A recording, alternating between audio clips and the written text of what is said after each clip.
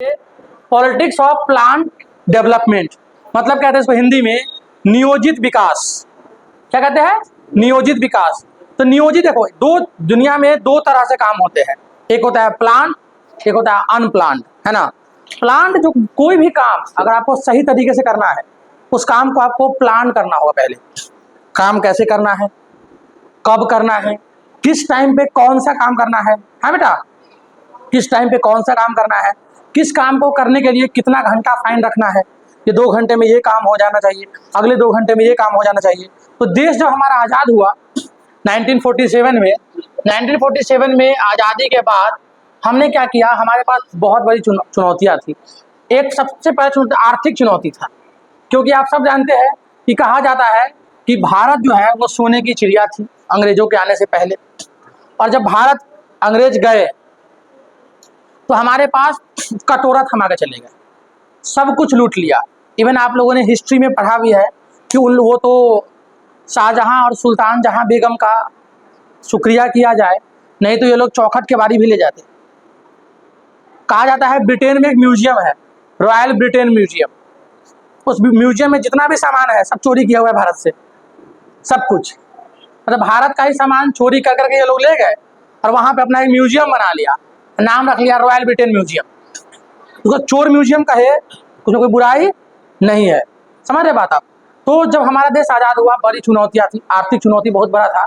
आर्थिक चुनौती में क्या था कि सबको राशन, सबको खाना मिले, ठीक है, किसी भी तरह से, है ना, नौकरी, कल कारखाना की स्थापना करना, ठीक है ना, साथ साथ स्वास्थ्य, ठीक है ना, सड़कें नहीं थी हमारे पास, रेल लाइन था, रेलवे लेकिन उतना बढ़िया नहीं था, ठीक है ना, बैंकिंग को ठीक करना था, ठीक है ना, स्कूल कॉलेज बनाने थे, तो आधारभूत संरचना, इन सब चीज़ों पे काम करना था हमें। अब इन सब चीज़ों पे काम करने के लिए किस तरीक़े से काम करेंगे, क्योंकि इन सब चीज़ों के बिना जो कहता है ना, एक सिनेमा था, बहुत पुराना सिनेमा है, उस मूवी का नाम है रोटी कपड़ा और मकान। तो अब देखिए कि उस दौर में इंसान की ज़रूरत थी रोटी, कपड़ा और मकान। रोटी मिल जाए, तन पे कपड़े आ जाए, एक छत हो जाए, इतनी ही एक्सपेक्टेशन थी। ना एक्सपेक्टेशन था उनको उस ज़माने में कि लैम्बोर्गिनी दिला दे कोई, ना एक्सपेक्टेशन था कि घर में BMW कार हो, ना एक्सपेक्टेशन था कि जाकर के रेस्टोरेंट में, होटल में डिनर डेट करना है, ना एक्सपेक्टेशन था कि आईफोन का मोबाइल हो। ये चीज़ तो आज के टाइम पे रोटी कपड़ा मकान जो है, रोटी कपड़ा और मकान, ये तो सबके पास है ऑलमोस्ट भारत की आबादी में। लेकिन वो दौर था कि जब रोटी कपड़ा मकान के लिए मारामारी थी, समझ रहे बात आप। और उस मूवी का एक गाना है कि हाय हाय रे मजबूरी, ये मौसम और ये दूरी, तेरी 2 टकिया की नौकरी, मेरे लाखों का सावन खाए। मनोज कुमार साहब का मूवी था, समझ रहे हैं, 2 टके की नौकरी होती थी और जमाना आदमी कौड़ियों के भाव पे बिकता था। कौड़ी 4 आना 8 आना भी नहीं, कौड़ियों पे। भूखमरी इतनी ज़्यादा थी कि लोग मार पी के काम चलाते थे। और भात जो है ना, आज भी आप राजस्थान और हरियाणा साइड के उस साइड में जाओगे तो भात त्योहारों में लोग खाते हैं शौक से, चावल। और यूपी बिहार वालों पे हंसते हैं कि चावल खाते हैं। भाई वो चावल इसलिए यूपी बिहार वाले खाते हैं क्योंकि उनके ज्योग्राफी में चावल उगता है, वो चावल खाते हैं। आपकी ज्योग्राफी में राजस्थान में चावल कहाँ से उगाएंगे आप, तो आप रोटी खाते हैं। बिहार में अलग कॉन्सेप्ट है रोटी खाने। जो पहले के ज़माना में क्या होता था, कोई एक ज़माना था कि उस ज़माने में क्या होता था कि जो रोटी खाना सबके बस का था, सब रोटी खा लेते थे, लेकिन उस ज़माना में लोगों को चावल नसीब नहीं होता था, ठीक है ना। लोगों को चावल खाने के लिए बहुत बहुत दिन तक क्या करना, संघर्ष करना पड़ता था। मरुआ, बाजरा, इन सब का लोग चावल भात बना के खाते थे, इतनी गरीबी थी। लोग धोती समझते हैं, धोती को प्रिंट करा करके और महिलाएं पहनती थी। तो इस गरीबी के दौर में अब सोचिए कितनी गरीबी थी। बच्चों को दूध, हमने कहानी भी सुन रखा है कि गरीबी इतने स्तर पे थी कि झूठा बर्तन चढ़ा देते थे लोग आग पर, ठीक है, और वो झूठा बर्तन आग पे चढ़ता था, बच्चा सो गया और बर्तन में कुछ नहीं है। इस लेवल की प्रचंड गरीबी थी। अकाल आया था बीच बीच में, फसलें नहीं उगती थी, बोलते अकाल आ गया, सूखा पड़ गया, मवेशी मर गए, जानवर मर गए, लोगों का सोर्स ऑफ इनकम ही वही था, दूध दही से काम चलता था। तो इस गरीबी से दौर से निकालना भारत को बहुत बड़ी चुनौती थी। उस चुनौती को क्लियर करने के लिए कोई भी विकास का अगर मापदंड होगा तो वो प्लान्ड होगा, अनप्लान्ड कभी भी नहीं होगा। जब तक प्लान्ड डेवलपमेंट नहीं होगा तब तक विकास करना इम्पॉसिबल है। तो प्लान्ड डेवलपमेंट के सिस्टम को बनाए रखने के लिए, प्लान्ड डेवलपमेंट को बनाने के लिए, प्लान्ड तरीके से चलाने के लिए इस पूरे तरह से क्या किया गया कि सोचा गया कि कैसे कैसे देश को आगे बढ़ाएंगे। तो अब प्लान डेवलपमेंट तो आप समझ गए कि किसी भी चीज़ को कैसे फैक्ट्री बनाना है, कहाँ बनाना है, कहाँ से रॉ मटेरियल आएगा, कहाँ से लेबर आएंगे। तो ऐसे ही आप कहते हो बिहार को गरीब है। बिहार में कोयला का प्रचुर मात्रा में भंडारण था। नेहरू जी के सरकार का टाइम पे क्या हुआ, जहाँ कोयला होगा वहाँ इंडस्ट्री होगी, तो कोयला को कम दामों पे वहाँ से उठा करके अदर स्टेट्स में ले आए, जबकि लगाना चाहिए था वहीं पर प्लांट।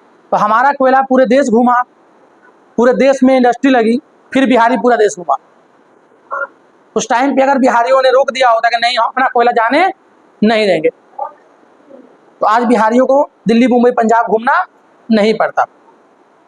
तो कंप्लीटली था प्लानिंग कि देश के अलग अलग हिस्से में इंडस्ट्री बैठाना है। अब इंडस्ट्री बैठाने लगे तो उसमें क्या होगा कि कुछ लोग होते हैं अड़चन डालने वाले, कुछ लोग होते हैं डिस्टर्ब करने वाले, कुछ लोग होते हैं सपोर्टर। हर काम के अलग अलग पहलू होता है। एक होगा विरोधी, एक होगा समर्थक, एक होगा जो न्यूट्रल होगा, दोनों में मजा मार रहा होगा, ठीक है ना। लेकिन यहाँ देखेंगे कि इसके संदर्भ में अगर आप देखोगे तो भारत में अलग अलग विचारधाराएं हैं, अलग अलग विचारधाराएं के लोग रह रहे हैं, और उन सब विचारधाराओं में अगर देखेंगे तो आपको हम एक एक करके हर एक विचारधारा के बारे में बताएंगे, है ना। सबसे पहली विचारधारा, इसको बोलते हैं वामपंथ।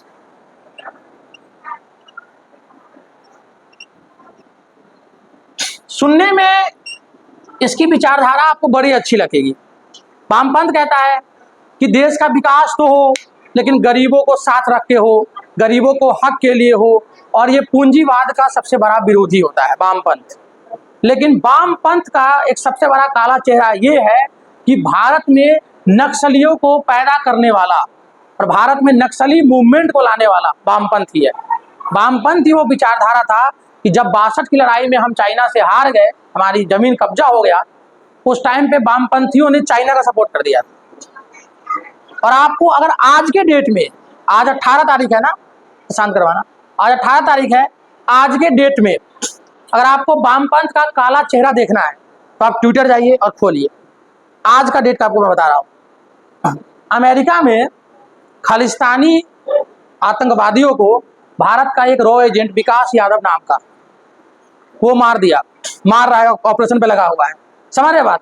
उसके विरोध में लोकसभा के 2-4 सांसद और 5-10 पत्रकार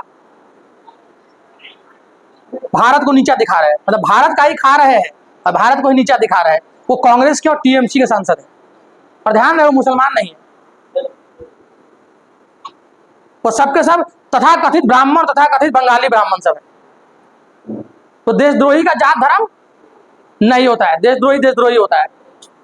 वो सागरिका घोष हो, चाहे वो रोसे रवीश कुमार हो, चाहे वो आरफा खानम शेरवानी हो, चाहे वो तुम किसी को भी ले लो, चाहे हमारा राहुल गांधी हो। हमने पहली बार देश में देखा कि अपने देश का एजेंट अमेरिका में गर्दा उड़ा दिया, अमेरिका उसको वांटेड घोषित कर दिया। तो भारत में क्या होना चाहिए था कि हम अपने लड़के के सपोर्ट में हैं या उसके विरोध में खड़े हो गए वामपंथी लोग। वामपंथी पाकिस्तान में रहते हैं तो मुसलमानों के खिलाफ बोलते हैं, हिंदुस्तान में रहते हैं तो हिंदुओं के खिलाफ बोलेंगे। तो किसी भी देश में सुख चैन नहीं रहने देना है। वो कार्ल मार्क्स वाला आइडियोलॉजी कि बिल्डिंग लेबर बनाया है तो बिल्डिंग का मालिक लेबर हो गया, या अंबानी अडानी तुम्हारा सारा प्रॉपर्टी खा जाएगा, वामपंथी को सोच होती है। पब्लिक के अंदर में गंदा भावना भरना। अब वामपंथी, तुम किसी वामपंथी से मिलोगे तो वामपंथी से तुम पूछोगे सवाल, वामपंथी कहेगा मेरे पास हवाई जहाज होगा, मैं हवाई जहाज गरीबों को दे दूंगा। मेरे पास एयरपोर्ट होगा, मैं गरीबों को दे दूंगा। मेरे पास 50 करोड़ रुपए है, मैं गरीबों को दे दूंगा। मेरे पास 4 चक्का है, मैं गरीबों को दे दूंगा। फिर तुम कहोगे भैया खैनी दोगे? क्या खैनी तो नहीं दूंगा। क्यों? मेरे पास खाली खैनी है अभी, बाकी सब तो मैं दे दूंगा जब होगा तब, पर खैनी नहीं दूंगा क्योंकि मेरे पास है क्या, एगो लाल गमछा है, वो खैनी है ना। और मीठा मीठा बोलेगा और खाली फालतू की बात बोलेगा। वामपंथी भारत में बिजनेस के, व्यापार का सबसे बड़ा दुश्मन होता है। वो चाहता ही नहीं है कि डेवलपमेंट हो। वामपंथ की जड़ चाइना से आई। आज चाइना खुद वामपंथ को नहीं मानता है। मानता तो आज देश का सबसे बड़ा कैपिटलिस्ट कंट्री होता कभी चाइना? कभी नहीं होता। क्यों नहीं होता? क्योंकि भाई वो कैपिटलिस्ट है, वो वामपंथी की बात नहीं मानता है। वामपंथी कहता है कि भाई कोई भी विकास हो गरीबों को रख के हो, ये बस कहने की उसकी बात है। बाकी गरीबों को उसने क्या किया? छत्तीसगढ़ हो, बिहार हो, झारखंड हो, वहां नक्सली बनाए। जेएनयू में सीआरपीएफ के जवान के शहीद होने के बाद, जो नक्सलियों द्वारा शहीद हुए थे हमारे 71 जवान, तो जेएनयू में पार्टी किया वामपंथियों ने, नारे लगाए। महिषा डीयू की किताब में वामपंथियों ने पढ़ाया कि महिषासुर दुर्गा जी का बॉयफ्रेंड है। ये सब किताब में पढ़ाया जेएनयू बैठ करके। मर्द लिपस्टिक लगा लेगा, सिंदूर कर लेगा, साड़ी पहन लेगा, चल रहा होगा। ये सब वामपंथियों का ही है नौटंकी। लौंडा लौंडा ब्याह करने का सपोर्ट करेगा, लड़की लड़की ब्याह का सपोर्ट करेगा, और दुनिया भर के जितने भी फालतू कार्य है वो वामपंथी करता है। पूरे ब्रह्मांड का जितना फालतू काम है, तुम किसी लौंडे को अगर तुम लिपस्टिक लगाए, साड़ी पहने देख लो। बंगाल में जाओगे, देख रहे कल वो वीडियो देखे, बंगाल में वो छौड़ी छोरा को मांग में सिंदूर कर रही थी। हम कहीं साला ये स्टेट जो है ना कंप्लीटली पागल हो चुका है। ठीक है, बंगालियों का सिस्टम ऑलरेडी पागल हो चुका है। तो ये तुमको वहां पे आम दिख जाएगा। तो वामपंथी तो दूर से पहचानना है, तो तुमको विचित्र प्रकार का कोई इंसान दिख जाए तो समझ जाओ वामपंथी विचित्र होगा। इन वामपंथियों को भेज दो किम जोंग के पास, वो सही ठीक करता है। ठीक है, अब बताओ पूरे दुनिया में अब तुमको सीखना होगा तो उससे सीखना होगा। कहाँ पे फुटबॉल हुआ था? अभी कुवैत में कहाँ हुआ था फुटबॉल? हुआ था किसी मुस्लिम कंट्री में हुआ था। वामपंथी चिल्लाते रह गए कि एलजीबीटीक्यू को अलाउ करो। उसने कहा एलजीबीटीक्यू को नौटंकी अला पे सब फुटबॉल बंद करा देंगे, दारू शराब परसवाए फुटबॉल बंद करा देंगे। कतर में हुआ था। हाँ, तुमको ऐसे नहीं करने देंगे। ठीक है, रहना है तो आदमी बन के रहो, पुरुष पैदा लियो पुरुष रहो, मादा पैदा लियो मादा रहो। तो पुरुष से मादा कन्वर्ट होना है और मादा से पुरुष, वो हराम है, वो नहीं करने देंगे तुमको। लेकिन वामपंथी अलग ही चोचला होता है। फिर आता है दक्षिण पंथी, तो ये कहते हैं कोई भी चीज हो बस गरीब के लिए ही हो। ठीक है ना। फिर आते हैं दक्षिण पंथी। पूरे दुनिया में दक्षिण पंथी जो होता है वो व्यापार का बहुत बड़ा सपोर्टर होता है ना। और वो निजीकरण का सपोर्टर होता है। किसका? निजीकरण का सपोर्टर होता है, व्यापार का, निजीकरण का। साथ साथ दक्षिण पंथी कहता है कि सरकार को जितना कम हो उतना कम कंपनियों में, उद्योग में, व्यापार में अपना हस्तक्षेप करना चाहिए। सरकार ज्यादा हस्तक्षेप करेगा तो क्या हो जाएगा? फिर कंपनियां अपने मन के हिसाब से काम नहीं करेगी, फिर डेवलपमेंट रुक जाएगा। फिर आता है वामपंथी, दक्षिण पंथी। ठीक है ना। फिर आता है उदारवादी। उदारवाद जो होता है वो सपोर्टर होता है किस चीज का? खुला मार्केट का। खुले द्वार की नीति है ना, पढ़ा होगा आप लोगों ने 11th में, खुले द्वार की नीति का। और वो चाहता है कि व्यापार करने की लोगों को अनुमति मिले, है ना। ज्यादा से ज्यादा जिसकी व्यापार हो वो स्वतंत्र हो। मतलब क्या है? वो स्वतंत्र व्यापार कर सके। कैसे कर सके? स्वतंत्र व्यापार, मतलब उसके व्यापार में सरकार का हस्तक्षेप जितना कम हो उतना ही ज्यादा अच्छा है। ठीक है ना। फिर आता है आपका पूंजीवाद। पूंजीवाद, पूंजीवाद क्या हो गया कि पूंजीवाद कहता है कि सिंपल से इंसान की भूमिका, मानव की भूमिका पूंजीवादी होना चाहिए। पूंजीवाद कहता है कि इंसान के पास पैसा होगा तो हर सुख सुविधा का साधन वो खरीद सकता है, हर सुख सुविधा को ले सकता है। और साथ साथ अर्थव्यवस्था पर पूंजीवादियों का कहना है कि अर्थव्यवस्था जो होता है हमारा इकोनॉमी जो होता है वो देश के डेवलपमेंट का सबसे बड़ा सोर्स होता है। और इकोनॉमी कौन बढ़ाता है? बिजनेस बढ़ाता है। बिजनेस ही इकोनॉमी को बढ़ाता है। तो इसलिए बिजनेस पर सरकार को ज़्यादा से ज़्यादा ध्यान देना चाहिए। पूंजीवादी देश कौन सा है? यूएसए है पूंजीवादी देश। वो कहता है हमेशा से कि आदमी को अपने आप को कैपिटलिस्ट बनाना चाहिए, प्राइवेटाइजेशन ज़्यादा होना चाहिए, है ना, लोग आत्मनिर्भर सेल्फ डिपेंडेंट हो और अपने देश में नौकरी के पीछे नहीं भाग करके बिजनेस के पीछे भागने की जो पॉलिसी होती है वो किसकी होती है? पूंजीवाद की पॉलिसी होती है, ठीक है ना। फिर आता है समाजवाद। समाजवाद कहता है कि कोई भी डेवलपमेंट जो होगा देश में, किसी भी प्रकार का कोई भी डेवलपमेंट, वो गरीबों के हक को देखते हुए होगा। गरीब के हक को देखते हुए कोई भी विकास कार्य किए जाए, मतलब गरीबों का हक नहीं मारा जाएगा किसी प्रकार के विकास कार्य करते हुए। क्या रोकना जरा, गरीबों का कोई भी हक नहीं मारना, रोकना, बंद मत करना गरीब। अब हम लोग देखेंगे बॉम्बे प्लान।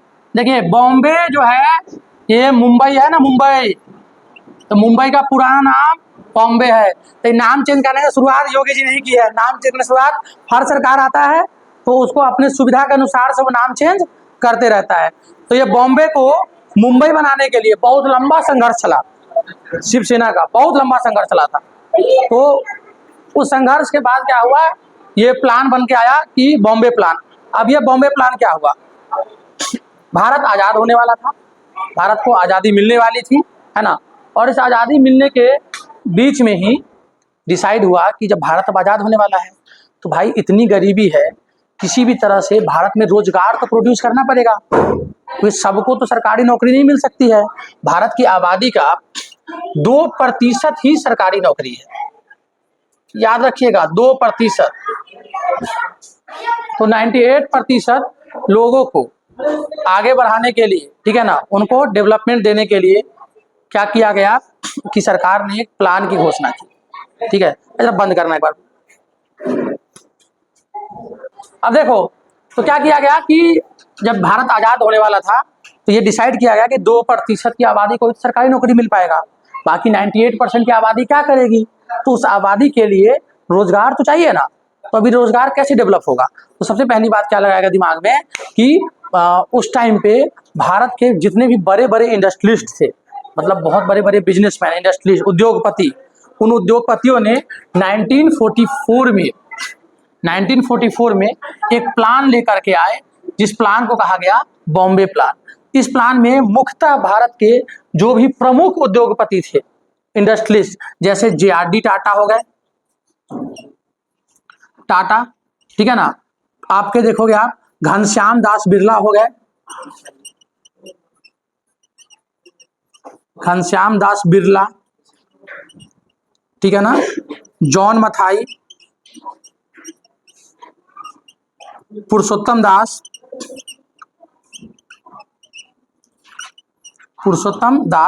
इन सब की एक टीम बनी और ये बड़े बड़े देश के उस टाइम के जाने माने इंडस्ट्रियलिस्ट थे। तो आप टाटा का नाम सुने होंगे, बिरला का नाम सुने ही होंगे। तो गांधी जी जब दिल्ली आते थे तो बिरला हाउस में रुकते थे, है ना, तो ये घनश्याम दास बिरला का था, ठीक है ना। तो ये इन उद्योगपतियों ने डिसाइड किया कि हम भारत को एक अच्छा डेवलपिंग नेशन बनाने के लिए उद्योगपतियों का सपोर्ट होना बहुत जरूरी है। और उनके सपोर्ट से क्या होगा कि हम लोग क्या करेंगे, एक भारत में फैक्ट्रियों का, कल कारखानाओं का एक बहुत बड़ा ब्रांच लगाएंगे जिसके तहत हम लोग अपने देश में ही प्रोडक्शन करेंगे, देश में बनाएंगे, देश में बेचेंगे, तो मार्केट भी बनेगा और लोगों को सस्ता सामान भी मिलेगा और साथ साथ देश में रोजगार भी क्रिएट होगा। तो ये सोच था नेहरू जी का। और उनके नाती का सोच देखो कि भर दिन टाटा बिरला को गरियाता है, भर दिन अंबानी अडानी को गरियाता है। बिजनेसमैन गरियाने का चीज नहीं होता है, बिजनेसमैन आपके देश को चलाता है। हम सबको भविष्य में यही कहते हैं आप बिजनेसमैन बनो, अब एक सफल उद्यमी बनो, सफल व्यापारी बनो, तभी जाकर के आपका जीवन सुखमय चलेगा। नौकरी से पेट भरता है, व्यापार से मन भरता है। इसलिए जब व्यापार करोगे तो मन भरेगा, नौकरी करोगे तो पेट भरेगा। तो आपको डिसाइड स्वयं करना है कि आपको पेट भरना है कि मन भरना है। एक नौकरी करने वाले आदमी को 10 लाख रुपया चाहिए, लोग कहते नौकरी कर लिया सेट हो गया, सक्सेसफुल हो गया। तो एक सेट बोल दिए, सक्सेसफुल बोल दिए, और एक व्यापारी सक्सेसफुल हो गया। अब दोनों का तुलना करिए, एक नौकरी करने वाले आदमी को 10 लाख रुपए जरूरत पड़ेगी, उसके पसीने आ जाएंगे अगर वो ईमानदार आदमी है तो, और एक व्यापारी को 10 लाख या 10 करोड़ भी चाहिए, सफल व्यापारी को, दोनों सफल है ना जनता की नजर में। नौकरी लग गया तो भी वो सफल है, और व्यापारी जो सफल है, दोनों की तुलना करिए, उसको 10 करोड़ भी चाहिए, उसके तुरंत हो जाएगा। नौकरी एक जनरेशन का होता है, व्यापार अगले जनरेशन के लिए भी होता है। तो अगर नौकरी कर रहा है तो उसके बाद उसके बच्चे को फिर से शुरुआत करना पड़ेगा, फिर से पढ़ना पड़ेगा, लिखना पड़ेगा, आगे बढ़ना पड़ेगा, तब जाके काम होगा। मैंने आज ये कोचिंग खोल रखा है, मैं बूढ़ा होते होते पढ़ाऊंगा, इतना बड़ा कर दूंगा, मेरा बेटा पढ़ लिख के आएगा, सीधा कोचिंग का कुर्सी बैठेगा, उसको फॉर्म नहीं भरना पड़ेगा, उसको तैयारी नहीं करनी पड़ेगी, उसको मेरा एक्सपीरियंस ऊपर से मिलेगा और नया उसका माइंड होगा। इसलिए हमेशा इन लोगों की भी यही सोच थी कि इस तरह से व्यापार को बढ़ाएंगे। फिर जब इन्होंने व्यापार बढ़ाने का सोचा तो फिर इनके मन में एक और बात आई, चलो ये तो बॉम्बे प्लान कर लिया हमने, देश में इंडस्ट्री लगाना है। अब प्लान आ रहा था दिमाग में कि देश को चलाने के लिए हर 5 साल पर योजना लेकर के आना होगा। क्या लेके आना होगा? योजना लेकर के आना होगा हर 5 साल पर, ठीक है ना। डिसाइड किया गया कि पूरे देश को चलाने के लिए प्लानिंग करनी पड़ेगी, और प्लानिंग कितने कितने साल के लिए? 5-5 साल के लिए। 5-5 साल के लिए प्लानिंग क्यों की गई? 5-5 साल के लिए प्लानिंग इसलिए की गई थी कि 5-5 साल पे सरकार चेंज होती है, तो इसलिए 5 साल का समय रखा गया इस पूरे प्लान को आगे बढ़ाने के लिए, ठीक है ना। तो सबसे पहली जो प्लानिंग आई वो आई आपका योजना आयोग जो बना। याद रखिएगा, योजना आयोग को ही हम लोग अंग्रेजी में प्लानिंग कमीशन कहते हैं, ठीक है ना। योजना आयोग को, किसको?